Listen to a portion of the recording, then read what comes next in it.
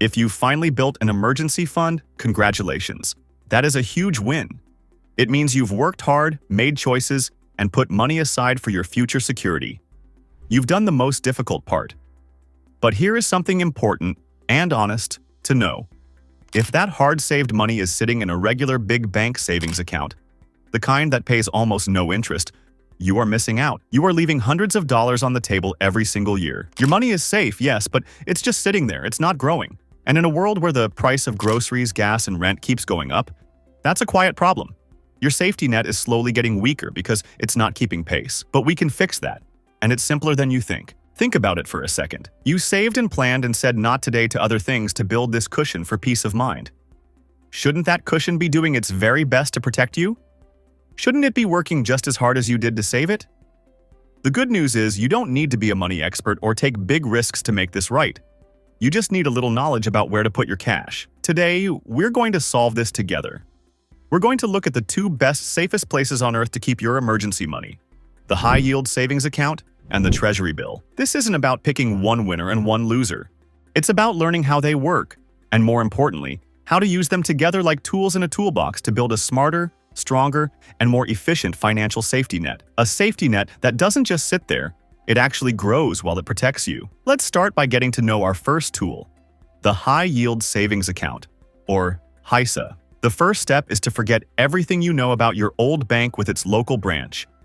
That model is built on physical buildings, thousands of employees, and huge costs. A HYSA is almost always from an online-only bank. Think of names like Ali, Marcus, or Capital One 360. Because they don't have the massive expense of all those physical locations, they can afford to pay you, the customer, a lot more interest on the money you deposit with them.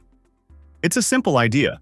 Lower cost for them means higher rewards for you. Right now, these online accounts are paying between 4% and 4.5% in annual interest. Let's pause and compare that to the 0.01%, or sometimes even less, from the big traditional banks. The difference isn't just a number on a page. It's real money in your pocket. Let's paint the picture clearly. Imagine you have managed to save a $10,000 emergency fund. If you leave it in a standard big bank savings account at 0.01% interest, you will earn about $1 single in interest after a whole year. $1. That's it. Now, take that same $10,000 and put it in a high-yield savings account at 4.5%. After 1 year, you will have earned over $450. That's $450 of free money, created simply by moving your money from one type of account to another. No extra work, no risk, just a smarter choice. Now, you might be thinking, this sounds great, but is it safe? This is the best part. Your money in a HYSA is FDIC insured. That's a guarantee from the US government. It means that even if the online bank itself were to fail, which is very rare, your money is protected, up to $250,000 per account. It is just as safe as it was in your old bank, if not safer, because these banks are very secure. And access? It's incredibly easy. You can log in from your phone or computer anytime, and with a few clicks, transfer money to your regular checking account.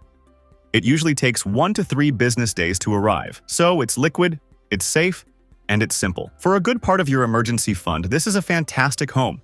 It's like upgrading from a rusty old toolbox to a brand new, well-organized one for free. But what if I told you there's another option that is arguably even safer and often pays a little bit more interest? This is where our second tool comes in, the Treasury bill, or T-bill. This might sound complicated or like something only for wealthy investors, but I promise you, it's not. A T-bill is, in essence, a short-term loan you make directly to the United States government. You give them a certain amount of money today, let's say $1,000, and they promise to pay you back that full $1,000 plus a bit of interest after a short set period of time.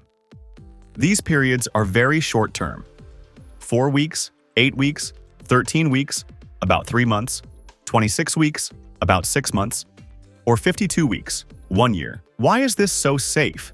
Because it is backed by the full faith and credit of the US government. This is the highest guarantee of safety available. The government prints the money and collects taxes to pay its debts. For all practical purposes, it is considered a risk-free investment. The interest rate, or yield, on T-bills is set at a weekly auction and is often a little higher than the best HYSA rates. Lately, it has frequently been over 5%. Here's another huge benefit that most people completely miss. The interest you earn from T-bills is exempt from state and local income taxes. You will still pay federal tax on it, but if you live in a state like California, New York, or any state with a high income tax rate, this is a massive advantage. It makes the actual take-home return on your money even better than the stated interest rate. However, there is one trade-off, and it's important. Your money is committed for the term of the bill. If you buy a 13-week T-bill, you cannot simply log in and withdraw that cash for those 13 weeks.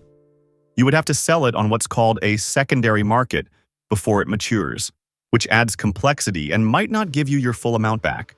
So, while it's ultra safe and pays well, it's not as instantly accessible as the money in your savings account. It's not locked in a vault forever. But it's not sitting in your digital wallet either. So now, we have two excellent safe choices laid out on the table. On one side, we have the easy-to-access, very high-paying online savings account. On the other, we have the super safe, slightly higher-paying, tax-advantaged government note with a set time commitment. Old-school personal finance advice might look at these and tell you to just pick one. But I believe that's a limited way of thinking. The better, more practical, real-world answer is to use both. Why? Because this approach recognizes a fundamental truth. Not every single dollar in your emergency fund has the same job or the same timeline. This understanding brings us to the most important idea in this entire conversation: the concept of the tiered emergency fund. Your emergency fund is not one big, identical pile of cash. It has different layers, or tiers, and each tier has a specific role to play in your overall financial defense system. Treating it all the same means you're not making the most of its potential. Let's break down these tiers. The first part, let's call it Tier 1, is your Right Now fund. This is the money for a true, immediate, and urgent crisis. Think about a pipe bursting in your home at night, requiring an emergency plumber. Imagine a sudden medical bill with a deductible you must meet right away. This is the "oh no, I need cash today" tier. For Tier 1, the number one priority is instant, no questions asked access. You need to be able to get to this money immediately, at any hour, without any delays or penalties. For this specific job, your high-yield savings account is the perfect, undisputed champion. I recommend keeping about 1 month's worth of your essential living expenses in this Tier 1 HYSA. These are your must-pay bills: rent or mortgage, utilities, basic groceries, minimum debt payments. This account is your financial first aid kit. It's always stocked, always ready, and you can grab what you need in seconds. It gives you instant peace of mind. Now, let's talk about the second part, Tier 2. This is your longer-term backup fund. This constitutes the rest of your emergency savings, the amount that would cover you for several more months, typically bringing your total safety net to that classic 3 to 6 months of expenses. Its job is to help you through a larger, more prolonged crisis. The most common example is a job loss. If you lose your job, you won't need all 6 months of money on the first Monday you're unemployed. You'll need it over time, as the weeks and months go by, to pay your ongoing bills. Because you have this time, because the need is not instantaneous for the entire sum, you can afford to let this portion of your money work a little harder for you. It can be in a place that earns more, even if it takes a short, predictable amount of time to access. This is the perfect, tailor-made spot for Treasury bills. But here's the catch. You don't want to take your entire $15,000 Tier 2 fund and dump it all into one single 6-month T-bill. If you did that, all $15,000 would be unavailable for a full 6 months, which defeats the purpose of an emergency fund. The genius move, the strategy that solves this puzzle, is to build what's called a T-bill ladder. This sounds fancy, but the concept is beautifully simple. A ladder means you don't buy one big T-bill. Instead, you split your Tier 2 money into several smaller equal chunks. You then use these chunks to buy T-bills that mature, or come due, at different, staggered times. Let's walk through a real example. Say your total Tier 2 goal is $12,000. You split it into 3 chunks of $4,000. Step 1. Today, you take the first $4,000 and buy a 4-week T-bill. Step 2. 4 weeks later, that T-bill matures. The government deposits your original $4,000 plus interest back into your bank account. You immediately take that same $4,000 and roll it into a 13-week, 3-month T-bill. Step 3. At the same time, you use your second $4,000 to buy its own 4-week T-bill. Step 4. 4 weeks later, 8 weeks from the start, The second T-bill matures. You roll that $4,000 into a 13-week T-bill. You also take your third $4,000 and start it with a 4-week T-bill. What have you built? After the initial setup period, you now have $4,000 coming back to you every single month. Your money is always working, but it's never locked away for long. If nothing goes wrong, you simply roll the cash into a new T-bill and keep earning higher interest. If something does go wrong, you have predictable access to your money.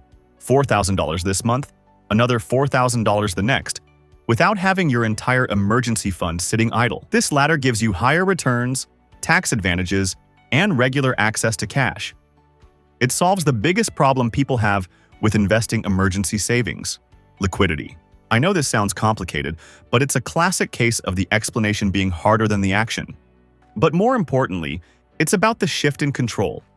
It moves you from being a passive saver, someone who just lets things happen to their money, to being an active, intentional manager of your financial safety. You are optimizing. You are making informed choices. That sense of agency and smart management is powerful, and that discipline has a way of spreading to every other part of your financial life.